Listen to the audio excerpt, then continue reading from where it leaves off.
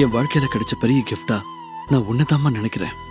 இன்னும் 6 மாசத்துல உன் மூலமா எனக்கு இன்னொரு கிஃப்ட் கிடைக்க போகுது. இந்த ரெண்டையுமே என்னால இழக்கவே முடியாது. அப்படி ஒரு சூழ்நிலை வந்தா என் வாழ்க்கையையும் அவங்களோட சேர்ந்து நாழிச்சு.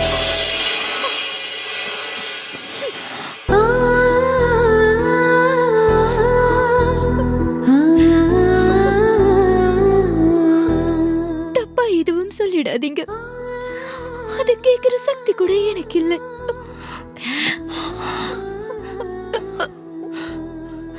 அப்படின்னா நீயும் இந்த மாதிரி இனிமே பேசிக்கிட்டு இருக்காத. என்னாலே அதை தாங்கிக்க முடியாது.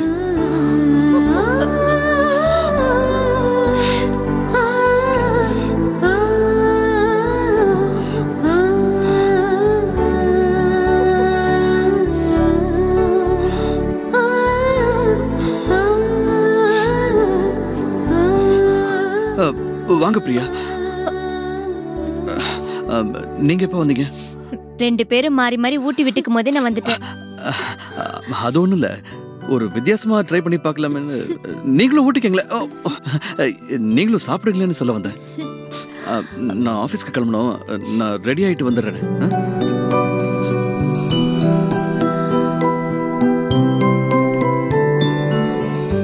உட்காரு, சாப்பிடு. இந்தா. ஏய் வேணாம் வேணாம்.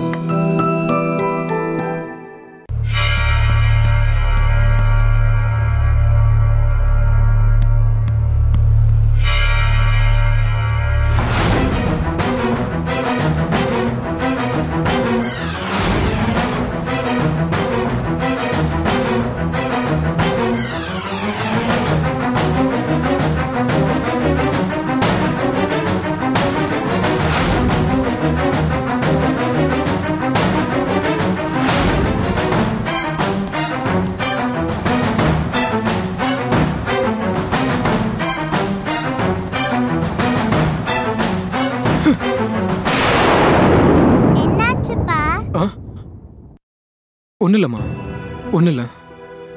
அப்பா போர் அடிக்குது, வெளியில போய் ஐஸ்கிரீம் சாப்பிட்டு வரலாமாப்பா? போலாண்டா செல்லம். என் டான்ஸ் கிளாஸ் பக்கத்துல ஒரு ஐஸ்கிரீம் கடை இருக்குப்பா. நிரஞ்சன் அங்கிள் கிளாஸ்ல இருந்து என்ன பிக்கப் பண்ண வர்றப்போ அங்கதான் கூட்டிட்டு போவாங்க.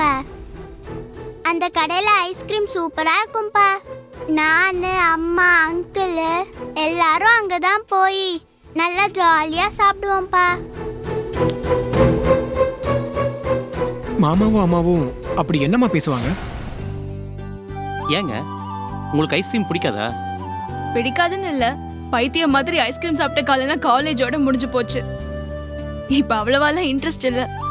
அப்படியெல்லாம் சொல்லாதீங்க அம்மோ. பெரியவங்களானதுக்கு அப்புறம் குழந்தைகளோட மனசும் சந்தோஷமும் நம்ம கிடைக்கிறதே இல்லை. நாம திரும்பவும் குழந்தைகளா மாறுற சந்தோஷம் இந்த மாதிரி சின்ன சின்ன விஷயங்கள தான் கிடைக்கும்.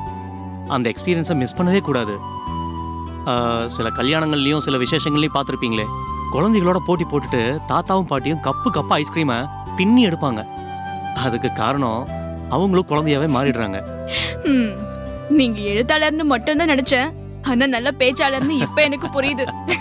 Thanks for your compliment. எங்களுக்கு ஸ்ட்ராபெரி சொல்லியிருக்கேன், உங்களுக்கும் அதையே ஆர்டர் பண்ணிட்டுமா?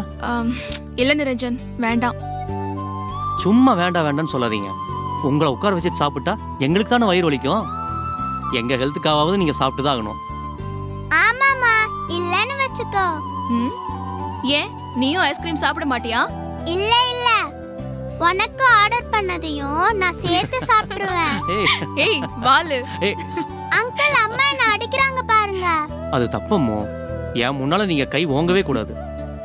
ஓஹோ, இப்போ நீங்க 2 பேரும் ஒரே டீம் ஆயிட்டீங்களா? ஆமா. எங்க டீம் மெம்பரை டிஸ்டர்ப் பண்ணீங்கன்னா நாங்க சும்மாவே இருக்க மாட்டோம். நான் உங்க வம்புக்கே வரல. நீங்க என்ன டிஸ்டர்ப் பண்ணாம என்ன வேணாலும் பண்ணிக்கோங்க. இன்னொரு ஸ்ட்ராபெரி. நீங்க இத சாப்பிடுங்க. இல்ல இல்ல, அது வரட்டும், நீங்க சாப்பிடுங்க. டான்ஸ் கிளாஸ்ல இருந்து அவ வந்து பிக்கப் பண்ணிக்க வேண்டியதானே? ஏன் அங்கிளை பிக்கப் பண்ண வைக்கிறா? அம்மாக்கு டைம் இல்லப்பா, அதான் அங்கிள் ஹெல்ப் பண்றாரு. என்ன டிராப் பண்றதும் அவர்தான், என்ன பிக்கப் பண்றதும் அவர்தான். உன் அம்மாவை பிக்கப் பண்றது தான் அவனோட டார்கெட்மா. அது சரி செல்லம், அங்கிள் உன்னை டான்ஸ் கிளாஸ் கூட்டிட்டு போறாரு. அது தவிர உங்க அம்மாவுக்கு எப்படியெல்லாம் ஹெல்ப் பண்றாரு? அம்மா ஏதாவது தேவைன்னா சொல்லி அனுப்புவாங்க.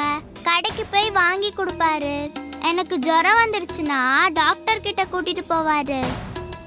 அங்கிள் கார்ல ஷாப்பிங் போவோம், ஜாலியா ரவுண்ட்ஸ் அடிப்போம். அம்மா வர லேட் ஆயிடுச்சுன்னா என்னை அங்கிள் பார்த்துப்பாங்க. என்னை ஸ்கூல்லையும் ட்ராப் பண்ணுவாங்க. அம்மாவையும் ஆஃபீஸ்ல ட்ராப் பண்ணுவாங்க. சரி அதை விடு. அம்மா அங்கிளுக்கு ஹெல்ப் பண்ணுவாளா? ஓ, நிறைய ஹெல்ப் பண்ணுவாங்களே. தினமும் அம்மா தான் அங்கிளுக்கு டிஃபன் செஞ்சு கொடுப்பாங்க. சிக்கன் மட்டன்னு ஸ்பெஷலாக எது செஞ்சாலும் கொடுத்து அனுப்புவாங்க. வீடு க்ளீன் பண்ணவும் ஹெல்ப் பண்ணுவாங்க. அவங்களுக்கு உடம்பு சரியில்லைன்னா நானும் அம்மாவும் தான் பார்த்துப்போம். அந்த அளவுக்கு அந்த ஆள்கிட்ட க்ளோஸ் ஆயிட்டாளா? ஏண்டா செல்லம், நம்ம வீட்டில் விளையாடுறதுக்கு ஆளே இல்லையா? அந்த அங்கிளோட தான் எப்பவும் விளையாடுவியா? ஆமாப்பா, ஹோம்ஒர்க் முடிச்சதும் அங்கிள் வீட்டுக்கு போயிடுவேன். அங்கிளும் நானும் செஸ் விளையாடுவோம். எனக்கு நிறைய ஸ்டோரிஸ் படிச்சு சொல்லுவாங்க. சாக்லேட் பிஸ்கெட்ஸ்ன்னு கொடுப்பாங்க. குழந்தை எப்படி கவர் பண்றது, அவ அம்மாவை எப்படி கவர் பண்றதுன்னு அந்த ஆளு நல்லாவே தெரிஞ்சு வச்சிருக்கான். அப்பா என்னப்பா ஆச்சு உங்களுக்கு? பேசிட்டே இருக்கிறீங்க, அப்புறம் யோசிக்கிறீங்க, திருப்பி பேசுறீங்க. ஏன் இப்படி இருக்கீங்க? ஒன்னும் இல்லடா செல்லம், ஒன்னும் இல்லை. ஏண்டா செல்லம், இப்படி டெய்லி அடுத்தவங்களை போய் டிஸ்டர்ப் பண்றது தப்பு இல்லையா? அம்மா நீ போகக்கூடாதுன்னு சொல்லவே மாட்டாளா? முதல்ல அப்படிதான் சொன்னாங்கப்பா. ஆனா இப்பெல்லாம் சமையலை முடிச்சிட்டு அவங்களும் மேல வந்துருவாங்க. நீ பொழுது போகலன்னு அங்க போற, அவ எதுக்கு அங்க வரா? தனியா இருந்தா அம்மாக்கும் போர் அடிக்கும்லப்பா. அம்மா மேல வந்துட்டாங்கன்னா அவங்களும் அங்கிளும் ரொம்ப நேரம் பேசிட்டே இருப்பாங்க. நான் செஸ் கேம் விளையாண்டுட்டே இருப்பேன். அங்கேயே சாப்பாடெல்லாம் முடிச்சிட்டு அங்கேயே தூங்கிடுவீங்களா? ஆமாப்பா, சில சமயம் நான் தான் தூங்கிடுவேன். அப்புறம் அங்கிள் தான் என்ன தூக்கிட்டு வந்து பெட்ல போடுவாங்க. மாதுக்குட்டி, அங்கிள் என்ன இப்படிதான் கூப்பிடுவாருப்பா. நீ குட் கேர்ள் தானே? அப்பா ஒன்னு சொன்னா நீ கேப்பியா? கேப்பனே. அந்த அங்கிள் வீட்டுக்கு நீ அடிக்கடி போக கூடாது. ஏன்? அங்கிள் இங்க வந்து கொஞ்ச நாள் தானே ஆச்சு. அவர் எப்படிப்பட்ட ஆளுன்னு நமக்கு சரியா தெரியாதுல்ல. இப்படி தெரியாத ஆளுங்க வீட்டுக்கு நம்ம க்ளோஸா போக கூடாதுடா. இதனால பெரிய பிரச்சனை வந்துரும். என்ன பிரச்சனை வரும்? நீ குட் கேர்ள் தானே? அப்பா எது சொன்னாலும் சரி பண்ணு நீ கேட்டுக்கணும். இப்படி கேள்வி மேல கேள்வி கேட்க கூடாது, சரியா? என்னடா சொல்லும், இனிமே அவங்க வீட்டுக்கு போக மாட்டேதானே? ஏன்பா அப்படி சொல்றீங்க? அங்கிள் ரொம்ப நல்லவர்ப்பா. அம்மா என்ன திட்டுறப்பெல்லாம் அவர் தான் எனக்கு சப்போர்ட் பண்ணுவாரு. தப்பு பண்ணாலும் கோவப்பட மாட்டாரு. உங்களை மாதிரியே நான் கேட்டதெல்லாம் வாங்கி கொடுப்பாரு. அவர் எனக்கு ரொம்ப பிடிக்கும்பா. உனக்கு மட்டும் இல்லம்மா, உங்க அம்மாவுக்கும் அவனை ரொம்ப பிடிச்சிருக்கு. அதனாலதான் அவனுக்கு இந்த அளவுக்கு இடம் கொடுத்து வச்சிருக்கா. அப்பா, அப்பா, நான் அங்கிள் வீட்டுக்கு போலாமா? ரொம்ப ஸ்ட்ரெஸ் பண்ணி சொன்னா மாதவி டிஸ்டர்ப் ஆயிடுவா. விட்டு தான் பிடிக்கணும். அதை பத்தி நம்ம அப்புறமா பேசிக்கலாமா? இப்ப நம்ம ஐஸ்கிரீம் சாப்பிட போலாமா? சரிப்பா.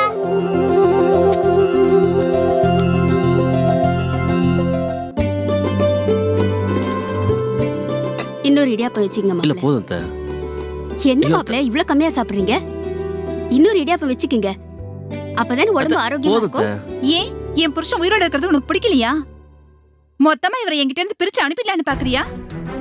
மாப்ள நல்லா சாப்பிட்டு திடகாத்திரமா இருக்கணும்னு தானடி சொல்றேன். அதுக்கு போய் ஏன் இப்படி நெருப்பள்ளி கொட்டுற? வயித்துல காயம் இருக்கிறதால இவரு கொஞ்சமா தான் சாப்பிடணும். அதிகமா சாப்பிட்டா குடல் பகுதியில ஸ்ட்ரெயின் ஆகும். ஸ்டிச்சஸ் பிரிஞ்சு உயிருக்கு கூட ஆபத்து வரலன்னு டாக்டர் சொல்லிருக்காரு. ஐயோ, இதெல்லாம் எனக்கு தெரியாதுடி. எங்க மேல நிஜமாவே அக்கறை இருந்தா உனக்கு இதெல்லாம் தெரிஞ்சிருக்கும். நீங்க நினைச்சு ஏமாத்த தானே வந்திருக்க. பூஜா, அத்தையை குறை சொல்றது நியாயமே கிடையாது. டாக்டர் கொடுத்த இன்ஸ்ட்ரக்ஷனை நீயும் இல்லை நானும் அவங்ககிட்ட சொல்லியிருக்கணும். அது சொல்லாமல் விட்டது நம்ம தப்பு தானே. நாம சொல்லனா என்னங்க, இவங்க கேட்டு தெரிஞ்சுக்க வேண்டியதானே. மனசுல உண்மையான பிரியம் இருந்தா தானே இதெல்லாம் கேட்கணும்னு தோணும். கெட்ட புத்தியோட வந்தவங்களுக்கு கெடுதல் பண்ணணுங்கிற எண்ணம் தானே வரும். இப்படிலாம் பேசாத பூஜா. இப்படி பண்ணாதீங்கன்னு எடுத்து சொன்னா அத்தை புரிஞ்சுக்க போறாங்க. அதை விட்டுட்டு ஏன் உங்க மனசு நோக்கிற மாதிரி நடந்துக்கிற? என்னால இவங்க கிட்ட இப்படிதாங்க நடந்துக்க முடியும். இவங்களால பொறுத்துக்க முடியலன்னா கிளம்ப சொல்லுங்க, நாமளாவது நிம்மதியா இருக்கலாம். எனக்கு பசிக்குது, வாங்க ஹோட்டலுக்கு போய் சாப்பிடலாம். உனக்கும் சேர்த்து தானடி டிஃபன் பண்ணி வச்சிருக்கேன். மாப்பிள்ள கூட நல்லா இருக்குன்னு சாப்பிட்றாருடி. அப்புறம் ஏண்டி வெளியே போய் சாப்பிடணும்னு சொல்றேன்? உன் கையால சாப்பிடுறதும் விஷத்தை சாப்பிடுறதும் ஒண்ணுதான்னு நான் நினைக்கிறேன். அடி பாவி, இந்த கையால உனக்கு எவ்வளவு நாள் ஊட்டி விட்டிருப்பேன். காலேஜ் போனதுக்கு அப்புறம் கூட நீ தான் ஊட்டி உண்ணன்னு எத்தனை நாள் அடம் பிடிச்சிருப்ப. அதையெல்லாம் சுத்தமா மறந்துட்டியேடி. மறக்கல, அன்னைக்கு உன் கையால சாப்பிட்டு பாவம் பண்ணிட்டேன். அந்த பாவத்தை திரும்பவும் பண்ண கூடாதுன்னா நான் ஹோட்டல்ல போய் சாப்பிட போறேன். ஏண்டி என்னை இப்படி வார்த்தையாலே சாகடிக்கிற? இப்படி தினம் தானே என்ன கொல்றதை விட கொஞ்சம் விஷத்தை கூட ஒரு அடியா போய் சேர்த்துடுறேன். உன்கிட்ட மாட்டிக்கிட்டு நான் தான் சீக்கிரமா போய் சேர்ந்துருவோம் போல இருக்கு. என்ன நிம்மதியா இருக்கவே விட மாட்டேங்கிற. பூஜா,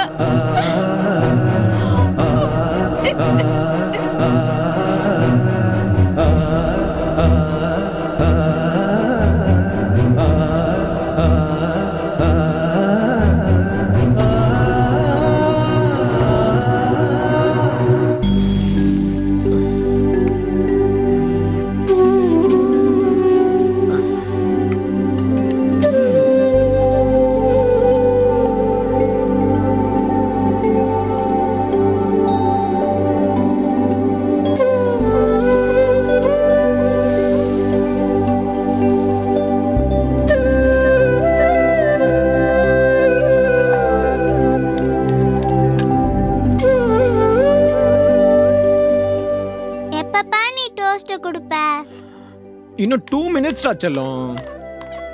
நான் சின்ன பொண்ணு தானே, எனக்கு பசிக்கும்ல. நீங்க ஏன் அப்பவே செஞ்சு வைக்கல? சாரிடா குட்டி, நாம பேசிக்கிட்டே இருந்தோம்ல, லேட் ஆயிடுச்சு. சரியா? நீ 1 2 3 100 என்ன அதுக்குள்ள டோஸ்டர் ரெடி ஆயிடும். சரியா? 1 2 3 4 5 6. மதுக்குட்டி, நான் ரொம்ப நாளா உன்னை கேட்கணும்னு நினைச்சிட்டு இருந்தேன். உனக்கு அம்மா பிடிக்குமா இல்ல அப்பா பிடிக்குமா? 2 பேரையும் பிடிக்கும். இந்த மாதிரி ஸ்மார்ட்டான பதிலா சொல்லக்கூடாது. உனக்கு 2 பேர்ல யார பிடிக்கும் சொல்லு. அம்மா. அப்படின்னா அப்பாவை விட உனக்கு அம்மாவை தான் ரொம்ப பிடிக்குமா? ஆமா. ஏண்டா? அம்மா தானே என் கூடயே இருந்து என்ன நல்லா பாத்துக்கறாங்க. நான் கேட்டதெல்லாம் செஞ்சு கொடுக்கறாங்க. அம்மா உன்னை திட்டிக்கிட்டே இருக்காங்க, அவங்க கோவப்படுறாங்கன்னு முன்னெல்லாம் சொல்லிக்கிட்டே இருந்த. இப்ப அப்படி இல்லப்பா. அவ எப்படி திடீர்னு மாறினா? நான் மாறிட்டேன், அம்மாவும் மாறிட்டாங்க. என்னடா சொல்ற?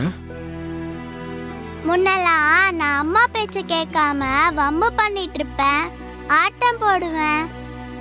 ஆனா இப்போ அம்மா சொல்றத கேட்டு சமத்தா இருக்கேன். அம்மாவும் என்ன திட்டுறது இல்ல.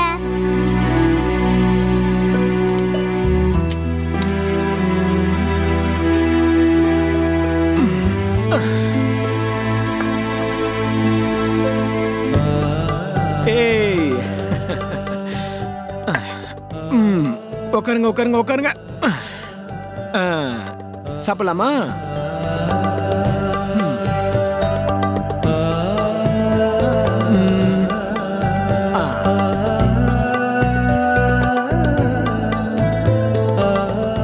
நல்லா இருக்கா? நீங்களும் கொஞ்சம் எடுத்துக்கோங்கப்பா. வேணடா செல்லம், நீ சாப்பிடுறா.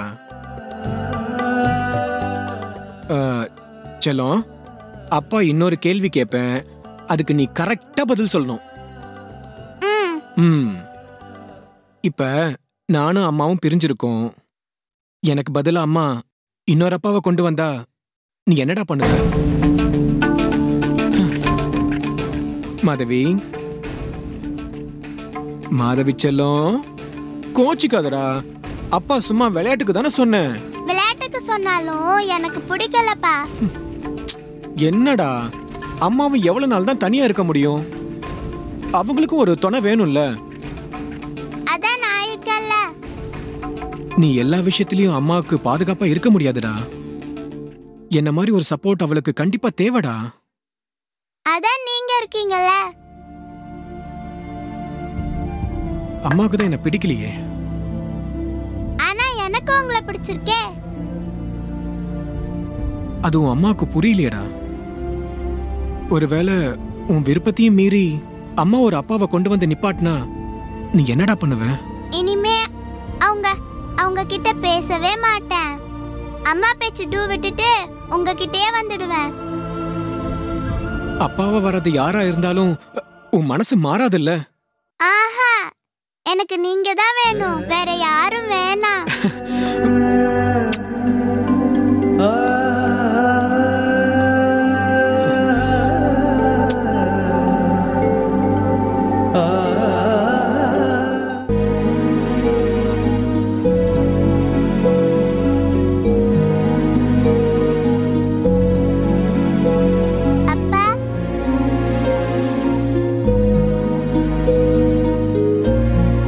மாதவி, என்னாச்சுமா?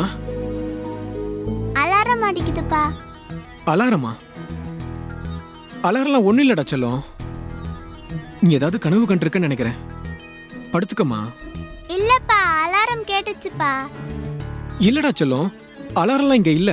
நீ பயப்படாம இரு, சரியா? படுத்துக்கோ, படுத்துக்கோமா.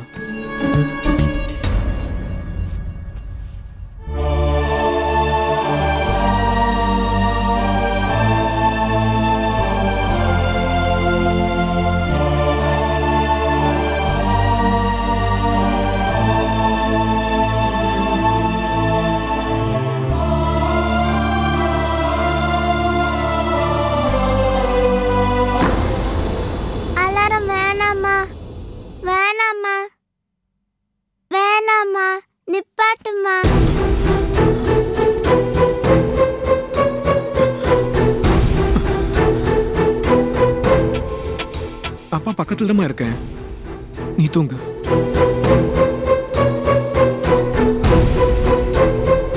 நீ தூங்குடா செல்லம்.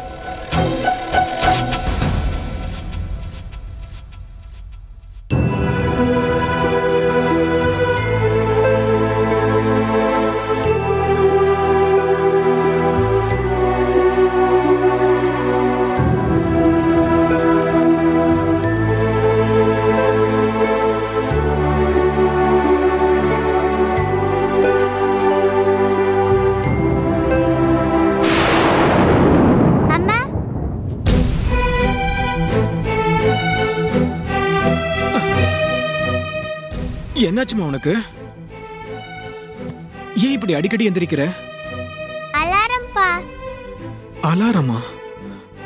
அப்பா அலாரம் வைக்கலடா செல்லம். வேற எங்கேயும் அடிக்கிற மாதிரி கூட தெரியலையடா. நீ ஏதோ பயந்துருக்க. இரு, முதல்ல தண்ணி குடி.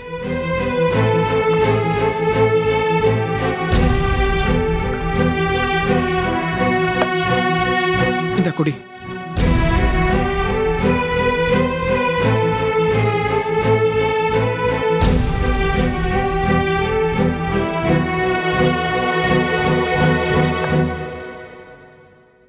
இப்ப சொல்லுடா செல்லம், ஏன் அலாரம் அலாரம்னு பயந்துக்கிற?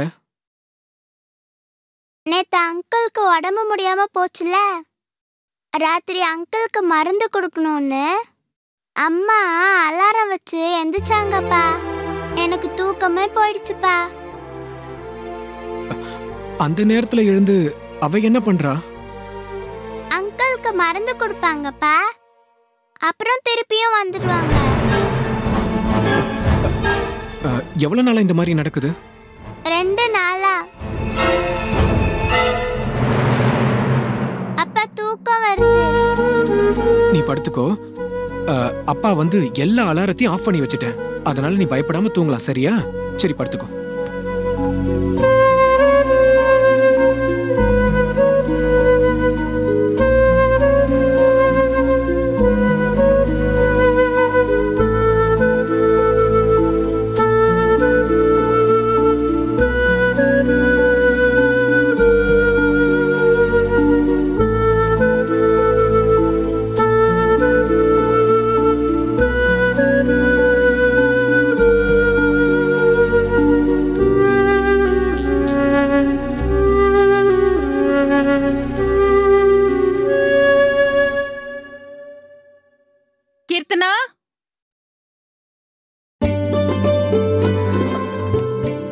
ரெடி ஆயிட்டியான்னு கேட்கதாமா கூப்பிட்டேன். ஏன் இப்படி பதறி அடிச்சிட்டு வர? மெதுவா வா. பாத்து இறங்க கீர்த்தனா.